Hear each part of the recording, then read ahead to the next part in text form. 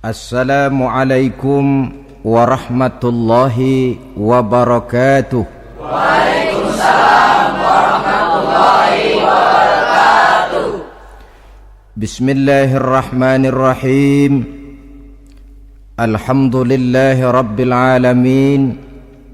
Wassalatu wassalamu ala ashrafil anbiya'i wal mursalin Sayyidina wa maulana Muhammadin wa ala alihi wa sahbihi ajma'in, amma ba'du. Saudara-saudara hadirin ma'asyiral muslimin rahimakumullah. Salah satu dari rukun iman yang 6 mengajarkan kepada kita untuk beriman dengan adanya hari akhirat. Hari yang dimulai dengan kehancuran alam ini, yang dalam istilah kerennya disebut the last day of the world, di mana air laut tumpah ke darat, planet-planet bertabrakan, gunung meletus, bumi gempa, lalu semua yang bernama hidup mati. Terjadilah kebangkitan setelah mati itu dalam kehidupan yang disebut kehidupan akhirat. Pada kehidupan akhirat itu Allah jelaskan dalam surah Abasa ayat 34, Yauma yafirrul mar'u min akhihi wa ummihi wa abihi wa sahibatihi wa banihi likulli imri'in minhum yawma idzin sya'nun yughnih.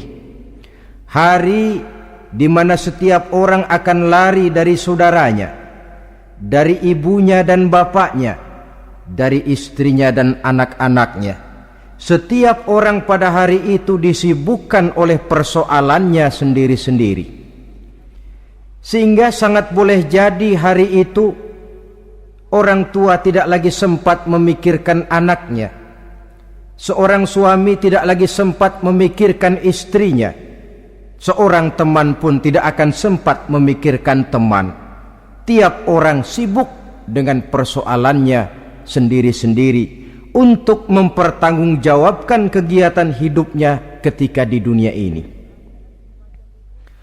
Dalam keadaan semacam itu, di mana orang disibukkan dengan persoalannya masing-masing, ada 7 golongan manusia yang mereka tenang-tenang saja.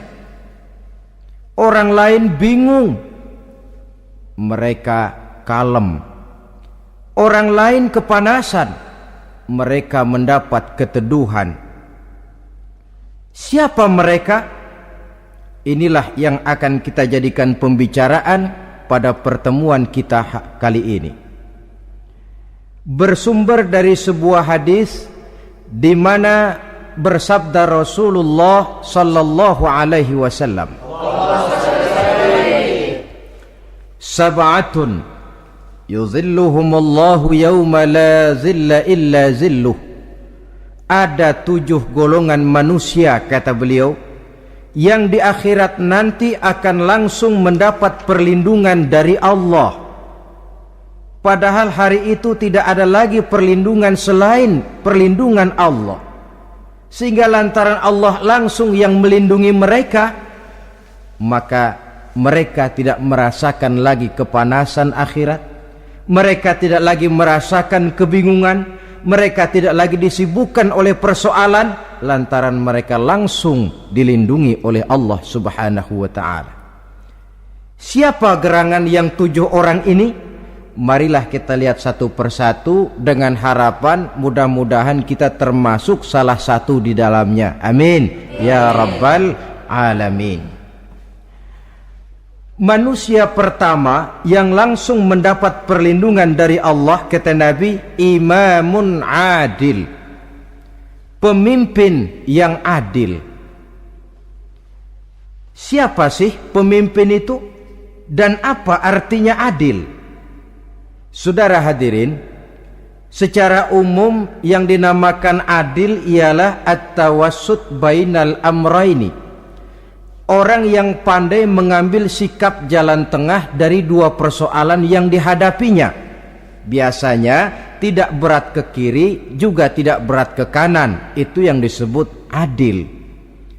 Orang yang tidak hanya sekedar bisa menuntut kewajiban dari seseorang, tapi juga bisa memberikan hak kepada orang itu juga disebut adil. Lalu pemimpin itu siapa?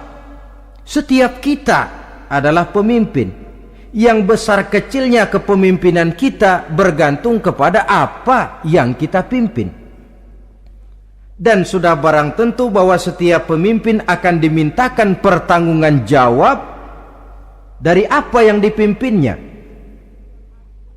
Seorang pemimpin yang adil, dia menaungi orang-orang yang dipimpinnya dalam kehidupan di dunia ini. Pantas kalau di akhirat nanti Allah langsung menaungi mereka. Oleh karena itu, pemimpin merupakan suatu amanah. Jabatan di samping dia merupakan amanah juga merupakan nikmat. Dan nikmat itu akan bergantung kepada pandai atau tidak kita mensyukurinya. Beberapa contoh dalam sejarah bisa kita lihat.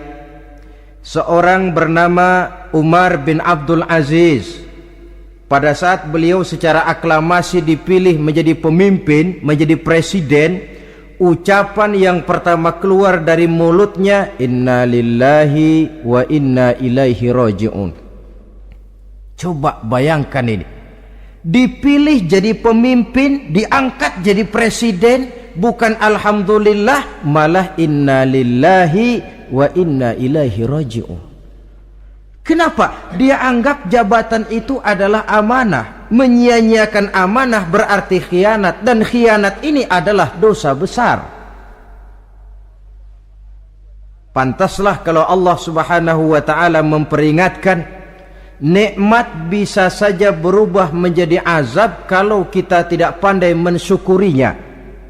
La in syakartum la azidannakum wa la in kafartum inna azabi lasyadid.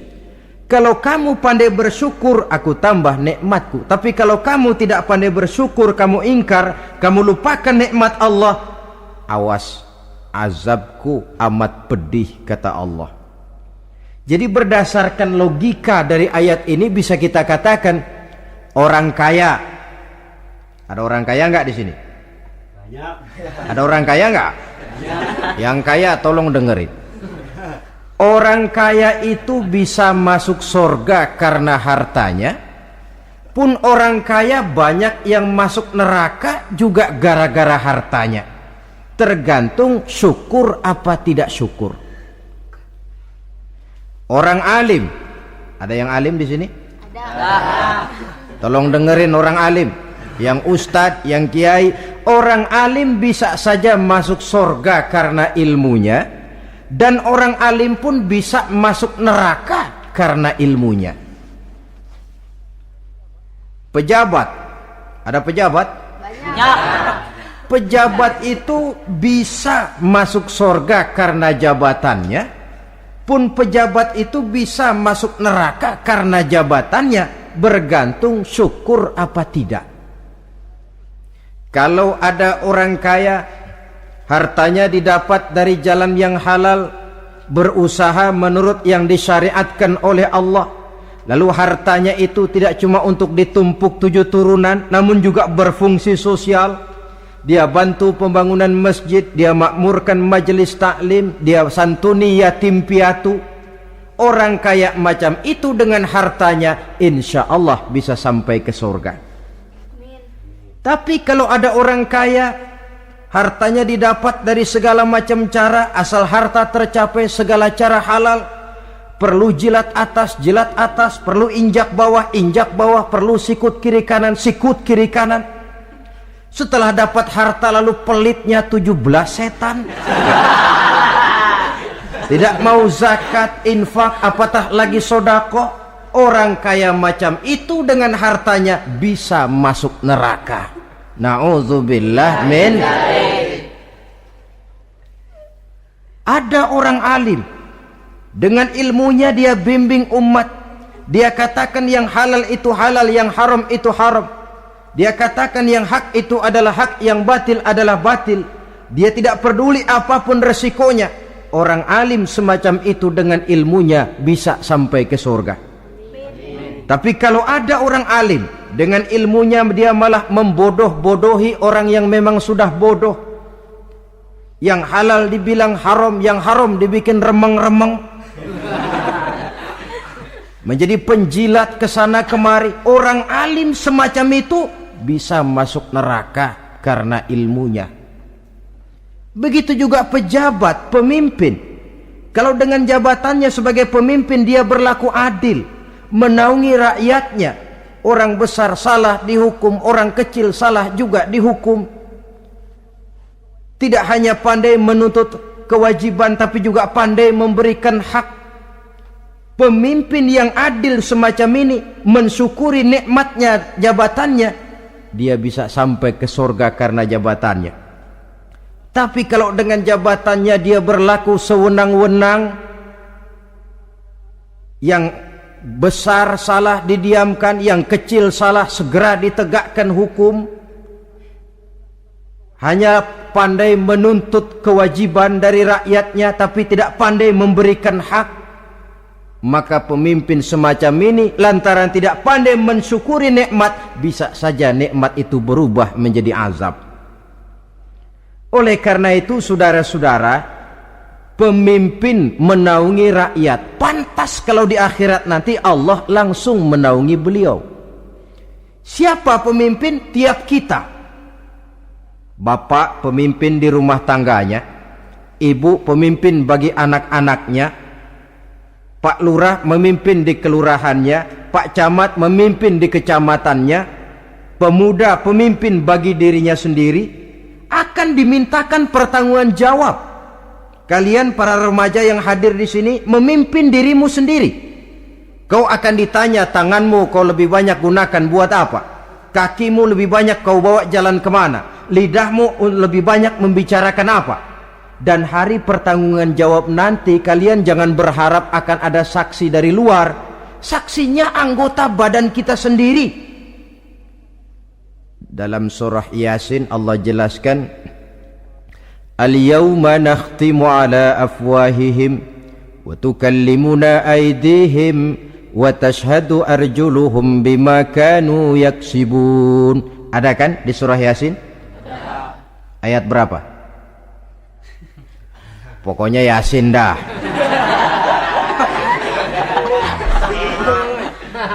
Daripada repot-repot, pokoknya Yasin gitu aja biar urusan lancar. Al-yawma nakhtimu ala afwahihim. Pada hari itu kami kunci mulut mereka. Jadi tidak pandai lagi mulut ini bicara.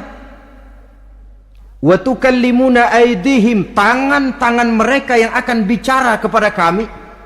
Wa tashhadu arjuluhum, kaki mereka akan memberikan kesaksian bima kanu yaksibun, terhadap apa saja yang telah pernah mereka lakukan dalam kehidupan di dunia ini.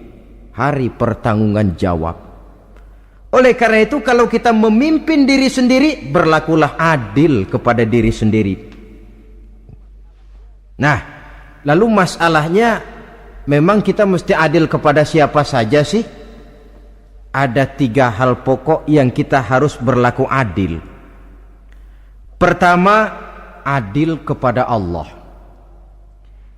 Yang kedua, adil kepada sesama makhluk. Dan yang ketiga, adil kepada diri sendiri. Adil kepada Allah artinya apa? Mendahulukan hak Allah daripada kepentingan pribadi.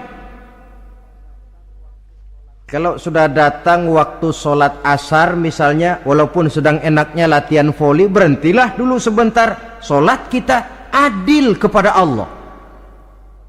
Adil kenapa? Dalam contohnya dengan sholat misalnya, sholat itu kan sehari semalam 5 waktu yang wajib. Betul apa betul? Betul. 5 waktu. Lah sholat itu, kalau sholat bagus, taruhlah 7 menit. Kalau sholatnya itu kilat, 4 menit. Ada lagi yang kilat khusus, nggak pakai perangko, 2 menit barangkali selesai. Taruhlah 5 menit kita ambil yang bagus. Kalau 5 waktu kali 5 menit kan cuma 25 menit. Sementara Allah memberikan kita hidup ini 24 jam sehari semalam. Cuma 25 menit diminta untuk ibadah kepadanya. Tidak sanggupkah kita berlaku adil? 25 menit ini untuk menghadapmu ya Allah, sementara engkau telah memberikan restannya 23 jam 35 menit untuk hidup dalam sehari semalam. Mendahulukan hak Allah daripada kepentingan pribadi. Adil kepada Allah. Adil yang kedua, adil kepada sesama makhluk. Adil kepada manusia, adil kepada binatang, adil kepada alam. Yang kalau prinsip keadilan itu kita langgar akan membawa efek bagi diri kita juga. Manusia sekarang kan tidak adil kepada alam. Misalnya apa? Hutan ditebangi secara liar, gunung-gunung menjadi gundul. Akibatnya ketika turun hujan terjadi erosi, banjir melanda kemana-mana, tanah longsor terjadi. Akibatnya terkena manusia juga kalau mereka sudah tidak menjaga keseimbangan alam ini. Adil kepada orang lain, apakah itu namanya tetangga, teman, keluarga. Dan yang ketiga, adil kepada diri sendiri. Bagaimana pengertiannya? Mata ini punya hak untuk tidur, begadang terus tiap malam, tidak adil kepada mata. Nah, ini yang ketawanya paling kencang pasti tukang begadang ini.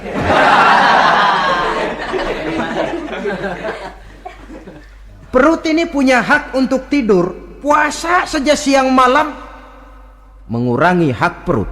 Adil kepada diri sendiri. Untuk kehidupan yang akan datang di akhirat, pasti akan kita temui, kita yakini keberadaannya. Yang oleh karena itu, kalau kebetulan kita ini adalah pemimpin, sekurang-kurangnya pemimpin bagi diri sendiri, marilah kita berusaha menjadi pemimpin yang adil, supaya nanti di akhirat Allah Subhanahu wa ta'ala memberikan perlindungan langsung kepada kita. Amin ya rabbal alamin. Ini yang pertama. Lalu yang kedua, orang yang akan langsung mendapat perlindungan dari Allah, syab nasha'a fi ibadatillah, orang muda yang tekun beribadah kepada Allah, anak muda yang rajin ibadah. Kenapa kok Nabi bilang anak muda, bukan orang tua? Apa orang tua yang rajin ibadah Allah enggak senang? Tentu Allah senang. Cuma Allah lebih senang lagi kalau ada anak muda yang rajin ibadah. Sebab apa? Kondisi psikologis. Kalau ada orang tua rajin ibadah, itu mah pantas, emang udah waktunya. Ada orang sembayangnya rajin, masuk masjid, masuk maghrib, keluar isya, malam tahajud, tahlilnya mantap. Umurnya berapa? 70. Enggak istimewa, itu memang sudah mestinya. Lagian kalau sudah 70 masih bandel aja, kapan mau taubat? Tapi kalau ada anak muda, darahnya masih mengalir dengan panas, dia masih berusaha mencari bentuk-bentuk kepribadian dalam dirinya, dia masih mudah terpengaruh oleh lingkungan, tapi dia sanggup memblokir itu, disalurkannya di jalan Allah, dia tekun beribadah. Allah cinta betul pemuda semacam itu, sehingga nanti di akhirat mereka langsung mendapat perlindungan dari Allah Subhanahu wa ta'ala. Selalu pembangunan yang mengarah kepada modernisasi diikuti dengan proses pergeseran nilai. Dalam kondisi semacam ini, kehidupan remaja pemuda yang masih mencari identitas dan pembentukan kepribadiannya mudah terpengaruh oleh hal-hal yang ada di sekelilingnya. Sehingga sangat boleh jadi apa yang dianggap orang dulu tabu lalu dianggap biasa. Yang aneh-aneh malah dijadikan model. Yang dilarang malah nekat diterjang. Di mana norma dan kaedah-kaedah moral tidak lagi mendapat perhatian yang wajar. Dalam kondisi semacam ini terjadilah proses peluncuran moral. Dan hampir di mana-mana kehancuran suatu bangsa dimulai dengan kehancuran moral daripada generasi mudanya. Oleh karena itu pemuda yang tekun ibadah ini sangat positif dampaknya dalam kerangka pembangunan umat. Pak, ibadah itu apa sih? Kalau jadi pemuda yang tekun ibadah, apa kemana-mana mesti bawa tasbih? Mungkin. Apa mesti pakai peci terus? Boleh jadi. Apa kemana-mana mesti pakai kain sarung? Ya tidak juga. Ibadah kan artiannya luas. Segala perbuatan yang diperintah dan karenanya bertujuan mencapai ridho Allah, itu bernama ibadah. Kalian remaja berangkat menuntut ilmu, pergi pagi pulang siang, membekali diri menuntut ilmu, itu ibadah. Kalian pulang ke rumah, ibu bapak memerintah taat kepada orang tua, ibadah. Membersihkan lingkungan, ibadah. Bahkan jaga di waktu malam pun kalau untuk dengan niat bismillah, saya jaga malam ini untuk ketenangan rakyat supaya mereka tekun dan tenang melaksanakan ibadah, itu tercatat sebagai amal soleh yang bernilai ibadah. Jadi tidak cuma sekedar sujud, tidak cuma sekedar baca Quran, seluruh aspek kehidupan manusia yang diperintah Allah dan yang bertujuan mencari ridho Allah itu bernilai ibadah. Pemuda yang tekun melaksanakan ibadah kepada Allah. Apalagi terutama adik-adik remaja yang hadir pada kesempatan ini, masa muda itu masa yang paling indah memang. Sampai orang Kulon bilang there is not delightful memorize. Iya, barat itu kan Kulon. Saya lebih senang pakai orang Kulon saja. There is not delightful memorize and then the youth moment. Bahwa tidak ada masa yang lebih indah selain masa muda. Tapi masa muda yang katanya indah itu sebentar. Sebentar sekali. Kalau kita tidak pandai memanfaatkannya dengan sebaik-baiknya, boleh jadi dia akan hilang tanpa sesuatu yang ada artinya buat hari depan. Dan hari depan itu sebagian besar ditentukan oleh masa muda sekarang ini. Karena itu kepada yang muda saya berpesan, pergunakanlah masa muda itu dalam ketekunan beribadah kepada Allah. Ibadah dalam artian yang seluas-luasnya. Jangan seperti pepatah orang itu. Kelapa muda katanya kupas-kupasin, kelapa tua tinggal batoknya. Selagi muda puas-puasin, udah tua tinggal bongkoknya. Iyalah, kalau dipuas-puasin dalam arti yang positif, boleh. Mumpung masih muda puas-puasin nuntut ilmu. Mumpung masih muda puas-puasin ibadah. Mumpung masih muda puas-puasin berbakti kepada kedua orang tua.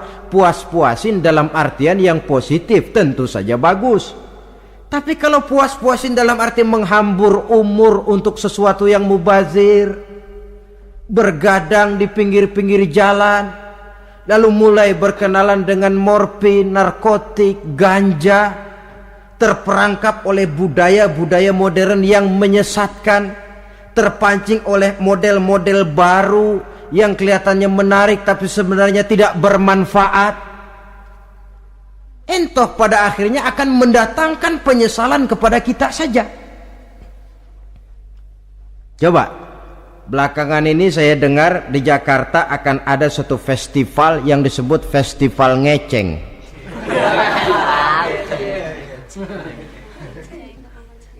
Ngeceng ini kalau bahasa gampangnya nampang. Jadi itu biasanya muda-mudi diri di pinggir-pinggir jalan, pakai kacamata hitam, pakaian warna-warni, rambut dicat sedemikian rupa supaya menarik perhatian. Mereka diri di pinggir-pinggir jalan, nampang, istilah ngepopnya ngeceng katanya. Oh, ini mau diadakan festival, secara langsung atau tidak, festival ini kan mempopulerkan ngeceng jadinya. Yang tadinya orang awam nggak kenal, lantaran diangkat ke permukaan jadi terkenal. Kalau sudah terkenal lalu jadi mode. Kalau sudah jadi mode, latahan. Boleh jadi nanti akhirnya ngeceng masuk desa. Bukan cuma sekedar ABRI masuk desa, bukan cuma sekedar koran masuk desa, ngeceng pun bisa saja masuk desa. Banyak saluran-saluran positif yang sesuai dengan kreativitas jiwa remaja, ketimbang mengadakan sesuatu yang tidak ada manfaatnya, ketimbang menghabiskan umur untuk sesuatu urusan yang mubazir. Sedangkan umur bukan jatah gratis tanpa batas waktu. Ada pertanggungan jawab. Umurmu kau habiskan di mana? Masa mudamu kau selesaikan di mana? Itu akan dimintakan pertanggungan jawab. Nah, pemuda yang tekun ibadah kepada Allah, dampak positifnya apa? Dia punya sandaran vertikal kepada Allah. Jiwanya besar, jiwanya mandiri. Dan ini yang kita perlukan. Pemuda yang siap jadi pelopor, bukan pengekor. Pemuda yang sanggup mandiri dan bukan membanggakan keturunan leluhurnya. Kata pepatah, wa khairun nasi dzu syarafin qadimin aqama li nafsihi syarafan jadida wa syarrun nasi dzu khumulin idza fakhartahum zakarul jaduda. Generasi yang baik adalah generasi yang punya kejayaan masa lalu, dan buat mereka sendiri mereka mampu mendirikan kejayaan yang baru. Artinya nenek moyangnya memang orang-orang terhormat, tapi dia mampu mandiri mendirikan kehormatan itu bagi pribadinya. Sebaliknya, generasi yang paling jelek adalah generasi pemalas, yang kalau orang lain kelihatan lebih hebat, dia sebut-sebut nenek moyangnya. Lu sih belum apa-apa, bapak gua dong, bapak gua katanya.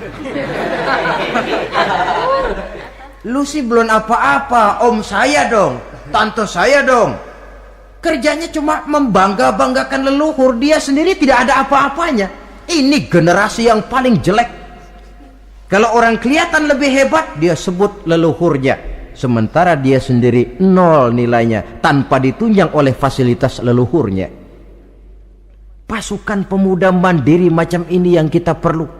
Bukan sekedar pasukan pemuda oke bos, kulo nuwun, yes sir, yes man, kumaha juragan wae.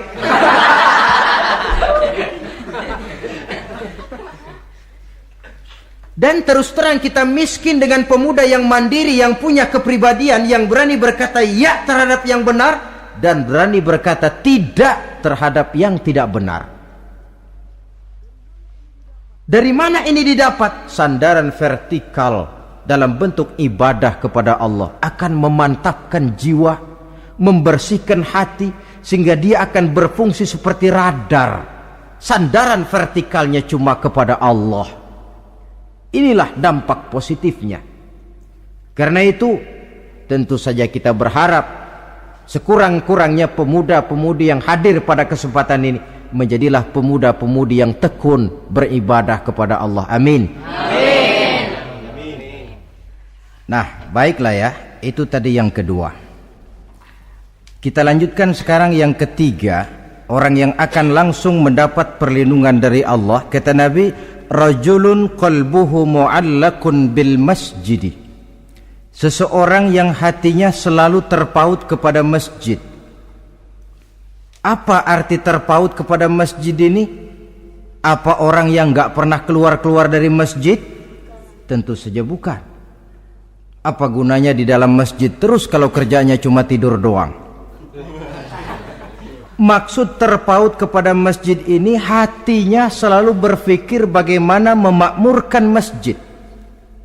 Jasadnya boleh saja ada di kantor, boleh saja ada di pasar, boleh ada di sawah, boleh ada di ladang, tetapi hasil daripada usahanya dia lalu berpikir bagaimana memakmurkan masjid. Sebab apa? Masjid merupakan center of activity, pusat daripada kegiatan umat. Kalau kita lihat fungsi masjid di zaman Rasul, Di masjid beliau berdakwah, di masjid beliau mengatur negara, di masjid beliau mengadakan perundingan, di masjid beliau bermusyawarah dengan para sahabat.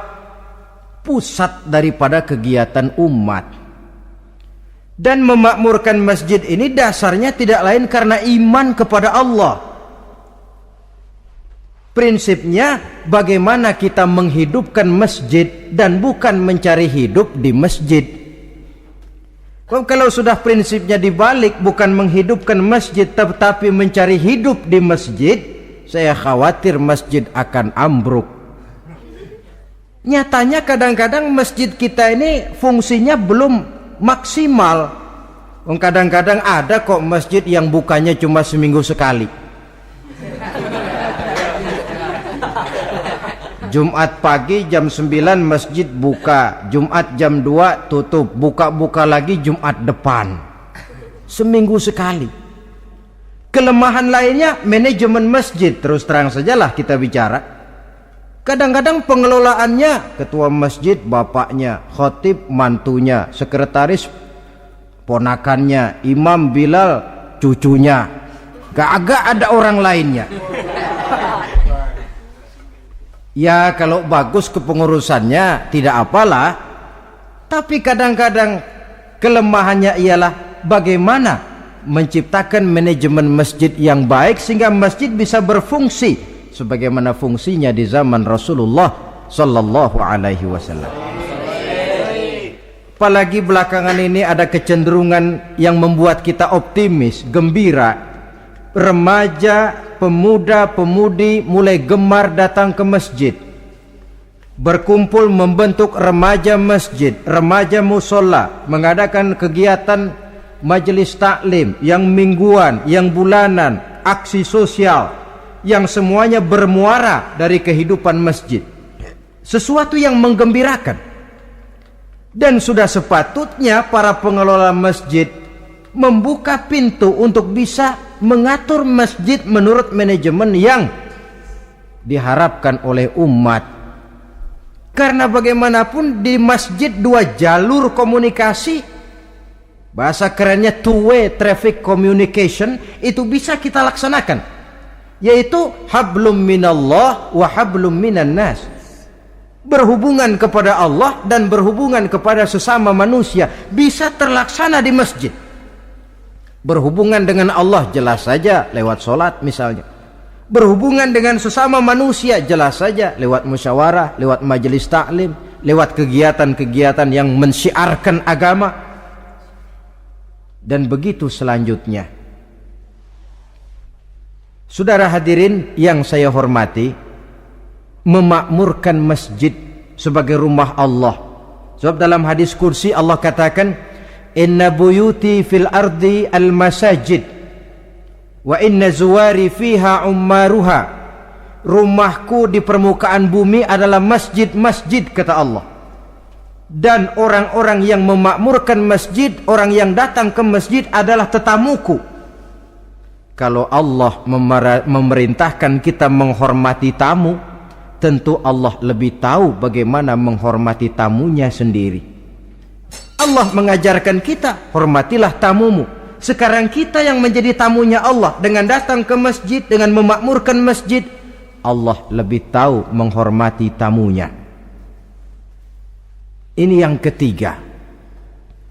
Yang keempat, hadirin, orang yang langsung mendapat perlindungan dari Allah itu rajulani tahabba fillahi ijtama'a alaihi wa tafarraqa alaihi.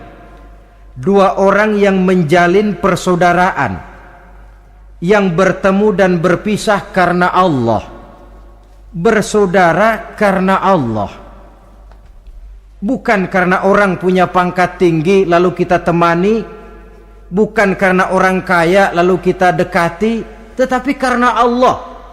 Kau di jalan Allah, mari kau saudara saya. Kau keluar dari jalan Allah, maaf sajalah, bawalah dirimu sendiri, saya akan membawa diri saya. Lebih baik sendiri daripada berteman jahat. Berdua memang lebih baik daripada sendiri, tapi sendiri lebih baik daripada berteman jahat. Maksudnya apa ini? Sederhana, dalam benci, sederhana dalam cinta. Ukurannya Allah. Al-Quran mengisyaratkan, wa asa an tuhibbu syai'an wa huwa syarrul lakum, wa asa an takrahu syai'an wa huwa khairul lakum. Sangat boleh jadi, kata Allah, kamu menyenangi sesuatu padahal akibatnya tidak baik bagi kamu. Dan sangat boleh jadi kamu membenci sesuatu padahal akibatnya baik bagi kamu. Nah, mari kita lihat. Kalau orang bersaudara cuma karena temannya itu punya pangkat tinggi, saya yakin kalau temannya pensiun, persaudaraannya akan selesai sampai di situ. Kalau kita mencari teman cuma karena dia kaya, satu saat dia jatuh bangkrut, jatuh miskin, persaudaraan akan selesai sampai di situ. Tapi kalau karena Allah yang bisa memisahkan kita apabila orang sudah keluar dari jalur yang diridhoi oleh Allah Subhanahu wa taala. Oleh karena itu, kepada semua hadirin, mari menjalin persaudaraan dalam bentuk ideal yang diajarkan oleh Islam. Nilai persaudaraan yang diikat oleh akidah. Kalaupun harus benci, bencilah sederhana, tidak habis-habisan ngebenci orang. Kalaupun harus cinta, cintalah sederhana. Boleh jadi yang hari ini kita benci bukan main, besok kita senangi. Mungkin yang hari ini kita cintai mati-matian, besok sudah berubah menjadi yang kita benci. Sederhana saja, tidak usah berlebih-lebihan.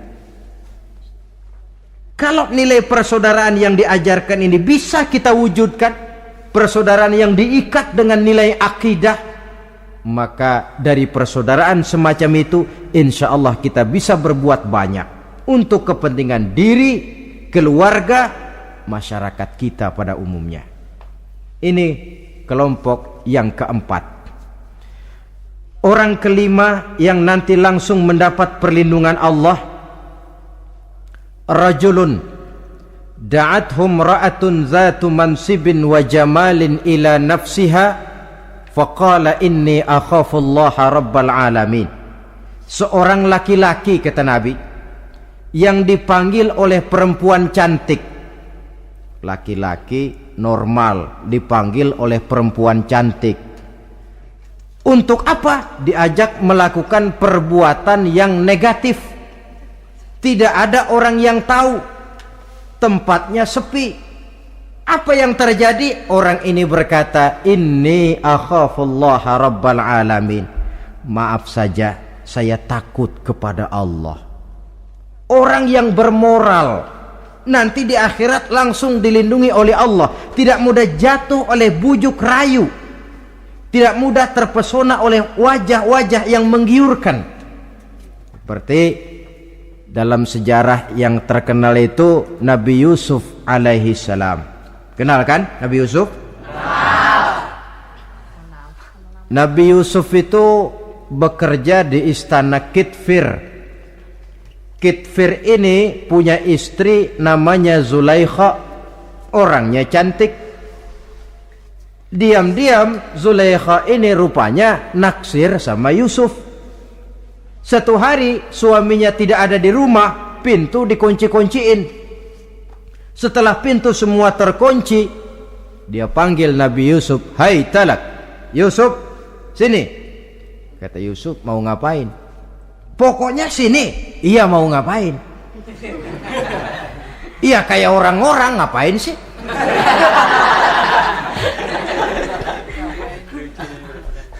Sebenarnya ini Zulaikha senang kepada Yusuf, Yusuf pun demikian. Walaqad hammat bihi wa hamma biha. Zulaikha menyenangi Yusuf, Yusuf pun menyenangi Zulaikha. Tapi apa? Walaula an ra'a burhana rabbih. Andai kata Yusuf tidak melihat peringatan Tuhannya, letter S. Yusuf, ini bukan pekarangan ente, dilarang parkir di sini. Sehingga walaupun tidak ada yang tahu, tidak ada yang melihat, Nabi Yusuf selamat dari bujuk rayu Zulaikha. Mempertahankan nilai-nilai moral di tengah kemajuan zaman memang merupakan pekerjaan yang tidak ringan. Merupakan pekerjaan yang sangat berat.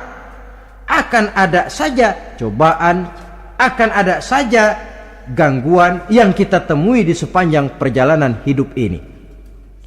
Tapi sebaliknya, kalau orang sudah tidak lagi menjunjung moral yang tinggi, lalu hidup menurut selera sendiri-sendiri, ya kita lihatlah lahirnya kebudayaan kumpul kebo yang diawali dengan free sex yang mengarah kepada summon leven alias hidup bersama tanpa nikah. Memang sebabnya boleh jadi macam-macam. Mungkin karena broken home, nggak merasa diperhatikan di rumah, ibu bapak sibuk lalu anak mencari kesibukan sendiri. Mungkin karena tekanan ekonomi dalam kehidupan miskin, lalu ada yang menawarkan kerjaan, tidak taunya malah dilemparkan ke lembah hitam. Mungkin juga karena pengaruh pergaulan dari lingkungan baik-baik lalu berteman dengan yang tidak baik, hanyut ditelan arus pergaulan. Mungkin juga pengaruh kebudayaan yang dia tonton, buku yang dia baca, film yang dia lihat, ikut mewarnai dan membentuk kepribadiannya. Tapi apapun alasannya, satu hal yang jelas, semuanya berangkat dari rapuhnya pegangan orang kepada nilai-nilai agama. Sebab sumber nilai moral yang tertinggi tidak lain agama adanya. Intinya apa? Intinya tidak lain, orang yang beragama itu meyakini bahwa kemanapun dia pergi, dimanapun dia berada, Allah selalu melihat yang dia lakukan. An ta'budallaha ka'annaka tarahu fa illam takun tarahu fa innahu yaraka. Begitu yang kita pelajari dalam ihsan. Engkau beribadah kepada Allah seolah-olah kau lihat Allah. Kalaupun Allah tidak kau lihat, yakinlah Allah melihatmu. Jadi kalau saya sendiri, yang kedua itu Allah. Dibujuk rayu oleh cewek cakep, ayo dah bang, gak ada orang, kita cuman berdua. Dia bilang enggak, kita enggak berdua, bertiga. Berdua bang, bertiga. Yang ketiga siapa? Lu, gue, Allah, tiga.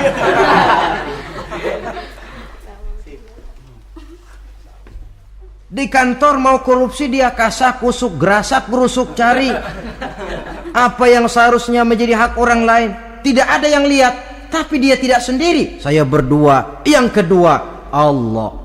Merasakan kehadiran Allah dekat dalam hidup. Nilai moral semacam ini menyelamatkan masyarakat. Pantas kalau orang semacam ini di akhirat nanti langsung mendapat perlindungan dari Allah Subhanahu wa ta'ala. Karena itu terutama adik-adik remaja yang hadir,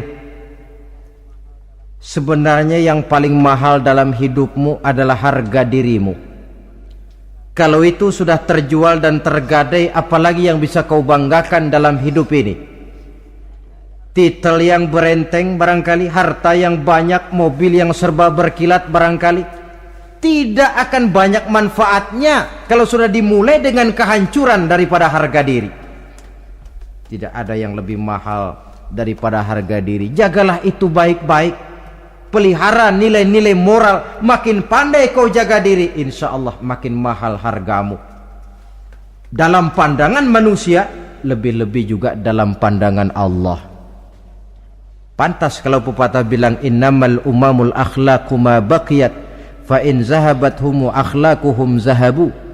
Suatu bangsa akan tegak kalau dia masih punya nilai moral. Bila hancur moral itu, hancur jugalah ketegakan daripada bangsa itu sendiri. Ini yang kelima. Yang keenam, masih dua lagi. Orang keenam yang nanti akan langsung mendapat perlindungan dari Allah, rajulun zakarallaha khalian fafadat ainahu. Seseorang yang mengingat Allah dalam kesunyian, lalu berlinang air matanya. Tengah malam dia bangun, bertahajud dia kepada Allah. Gemersik tikar tersentuh tangan, laksana lambaian tangan malaikat maut nak datang merenggut nyawa. Terbayang segala dosa dan kesalahan, tergambar semua kekeliruan yang dilakukan dalam hidup. Lalu air mata pun tanpa terasa berurai membasahi pipi. Orang yang mengingat Allah dalam kesunyian. Saudara, tidak ada orangnya itu yang tidak punya dosa. Coba saya mau tanya, yang kumpul di sini ada nggak orangnya yang nggak punya dosa? Tidak ada. Dan memang orang yang baik itu bukan orang yang tidak punya dosa, sebab tidak ada orang yang tidak punya dosa. Orang yang baik adalah orang yang apabila dia melakukan dosa, dia segera sadar, dijadikannya itu sebagai pelajaran untuk tidak diulanginya lagi pada masa yang akan datang. Dengan kata lain, mengingat Allah dalam kesunyian itu artinya bertaubat. Ini kan anak muda sekarang nih, kalau diajak bicara taubat, taubat mah urusan 70 ke atas, Pak. Kita ini masih lama. Padahal masalah taubat bukan masalah tua.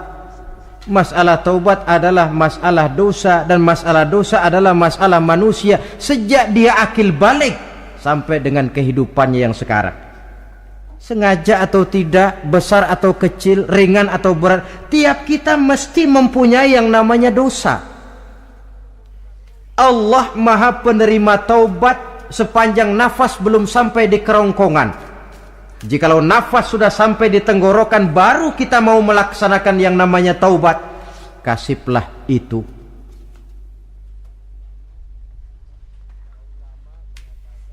Para ulama mengatakan, la saghair ma'al istimrar wala kabair ma'al istighfar. Tidak ada dosa kecil kalau ditumpuk terus, dan tidak ada dosa besar kalau diikuti dengan istighfar, permohonan ampun kepada Allah. Jadi jangan menganggap ini dosa kecil, ini dosa kecil, ditumpuk-tumpuk lah jadi gede juga. Tidak ada dosa yang kecil kalau dikerjakan terus-menerus, dan tidak ada dosa yang besar kalau diiringi dengan istighfar. Dalam kehidupan ini, apabila dosa sudah bertumpuk, maksiat merajalela, munkarat menjadi jadi, Allah tidak akan segan-segan menurunkan azab. Azabnya itu bisa dalam bentuk bencana alam, banjir namanya, kebakaran merajalela namanya, gempa bumi namanya, bendungan pecah namanya, reaktor atom bocor namanya boleh jadi macam-macam. Sebab apa? Al-Quran memberikan jaminan, wa ma kana Allahu liyu'adzibahum wa hum yastaghfirun. Allah tidak akan menurunkan azab selama di tengah masyarakat manusia masih banyak orang yang istighfar kepada Allah. Jadi hakikatnya kita ini berhutang jasa kepada orang yang rajin sujud, rajin mohon ampun kepada Allah. Lantaran mereka barangkali azab tidak diturunkan oleh Allah kalau melihat banyaknya sudah munkarat dan maksiat. Mengingat Allah dalam kesunyian, tengah malam, waktu yang mustajabah, terutama sepertiga malam yang akhir, situasinya lain. Gak percaya boleh coba lah, nyoba kan gak bayar. Coba kalian bangun tengah malam, tahajud, kalian akan menemukan satu suasana yang lain daripada misalnya kalau kalian sembahyang zuhur tengah hari panas terik di tengah banyak orang. Hati bergetar. Segala kekeliruan yang pernah kita kerjakan lalu terbayang, dan air mata tanpa terasa, tanpa diundang bahkan berurai membasahi pipi. Ya Allah, alangkah nikmatnya suasana macam itu, menciptakan perasaan dekat dengan Allah, terwujud kedamaian batin. Dan ini yang banyak dicari orang sekarang, yang kadang-kadang karena terlalu ingin mencari kedamaian lalu keliru jalan. Yang bertapa di gua-gua katanya nyepi dari kehidupan manusia, memencilkan diri dengan cara-cara yang mereka atur sendiri. Tidak macam itu. Quran punya resep. Ala inna bidzikrillahi tatmainnul qulub. Ketahuilah, dengan banyak mengingat Allah, hati menjadi tenang, jiwa menjadi lapang, pikiran menjadi damai. Ini resep Islam untuk mencapai ketenangan jiwa. Mengingat Allah dalam kesunyian. Saudara hadirin yang saya hormati, ini aspek daripada ibadah. Jadi dengan kata lain, masalah mengingat Allah dalam kesunyian, mengingat dosa bukan urusan orang tua, tapi masalah manusia. Siapapun adanya, sejak dia akil balik, mesti entah kecil besar, entah sedikit entah banyak, ada kesalahan yang dilakukannya. Karena itu, kalau kita masih diberikan kesempatan untuk hidup, artinya Allah masih memberikan kesempatan kepada kita untuk memperbaiki diri. Nanti kalau sudah sangkakala ditiup, alam hancur seperti yang saya jelaskan di awal tadi, sudah tidak sempat lagi, yang tinggal menyesal. Ada yang meratap lalu berkata, ya laitani kuntu turaba, dalam Quran. Aduh, andai kata kita bisa balik jadi tanah aja dah dulunya, jangan jadi orang. Kalau dulu kita tetap jadi tanah mah nggak tanggung jawab apa-apa. Dijadiin orang sekarang mesti tanggung jawab. Bagaimana ini? Bingung. Ada yang berkata, ma aghna anni maliyah halka anni sultaniyah. Ternyata harta yang saya bangga-banggakan tidak bawa manfaat hari ini. Ternyata jabatan yang pernah saya duduki malah merusak saya hari ini. Tinggal lagi penyesalan karena kelalaian memanfaatkan waktu hidup dalam kehidupan di dunia ini. Karena itu pandai-pandailah membagi orientasi. Ada saatnya kita sibuk tenggelam dalam berbagai urusan dunia, lain saat tenggelam dalam kefanaan dan kesunyian, membekali diri untuk kehidupan akhirat nanti. Sebentar meninggalkan dunia, rekes kepada Allah, mi'raj, naik menghadap Allah, supaya terwujud keseimbangan untuk mencapai fid dunya hasanah wa fil akhirati hasanah, kebahagiaan dan kebaikan di dunia maupun di akhirat nanti. Inilah golongan yang keenam, orang yang langsung mendapat perlindungan Allah, yang mengingat Allah dalam kesunyian. Yang ketujuh, yang terakhir, orang yang langsung mendapat perlindungan dari Allah di akhirat nanti, rajulun tasaddaqa bi sadaqatin fa akhfaha hatta la ta'lama shimaluhu ma tunfiqu yaminuhu. Seseorang yang bersedekah lalu dia ikhlas dengan sedekahnya sehingga tangan kirinya tidak tahu apa yang diberikan oleh tangan kanannya. Orang yang pemurah, orang yang menyadari bahwa apapun yang dia punya dalam hidup ini cuma sekedar titipan. Fungsinya lalu seperti keran, menyimpan air tapi untuk disalurkan lagi kepada orang yang memang memerlukannya. Alangkah nikmatnya kalau Allah memberikan kepercayaan kepada kita untuk menjadi penyalur, distributor rezeki. Kalau kita ingat kemari, berpikir ke sini, kita tidak akan sayang lagi. Enak saja yang peras keringat banting tulang cari rezeki saya, sampean datang-datang mau minta. Lah, mungkin rezeki dia tapi lewat tangan kita. Satu kehormatan dari Allah kalau kita dijadikan seperti keran, menyimpan air tapi tidak untuk dirinya sendiri, disalurkannya kepada orang-orang yang memang memerlukannya. Tidak ada orang jatuh bangkrut lantaran bersikap pemurah, dan tidak ada orang jadi kaya raya lantaran dia bakhil atau pelit bin kikir alias medit.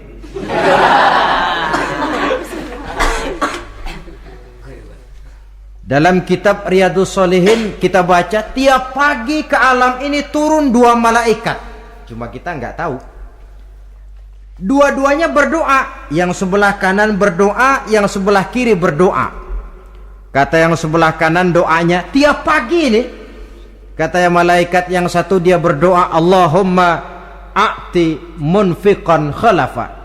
Ya Allah, kepada orang-orang yang suka infak, kepada orang-orang yang suka memberi, kepada orang-orang yang pemurah, gantilah mereka dengan yang lebih baik dari apa yang telah mereka berikan. Lalu malaikat yang satu berdoa, Allahumma a'ti mumsikan talafa. Ya Allah, kepada orang-orang yang mumsik, bakhil, kikir, berilah mereka kerusakan dan kebinasaan di dalam harta mereka.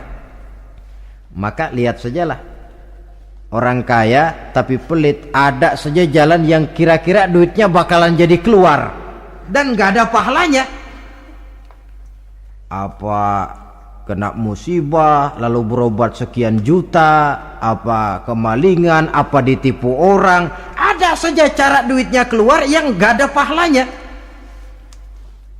Inilah prinsipnya. Allah mencintai orang pemurah. Dalam hadis qudsi, uhibbu ahlas sakha wa hubbi lil faqiri syakhi asyad.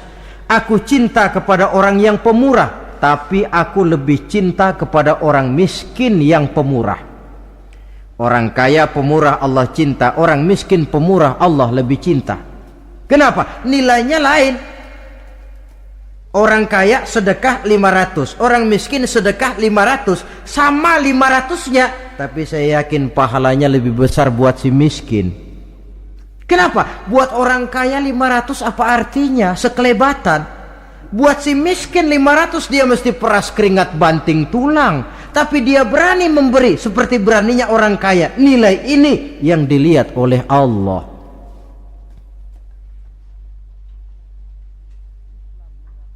Islam mengakui hak milik pribadi, tapi harus berfungsi sosial.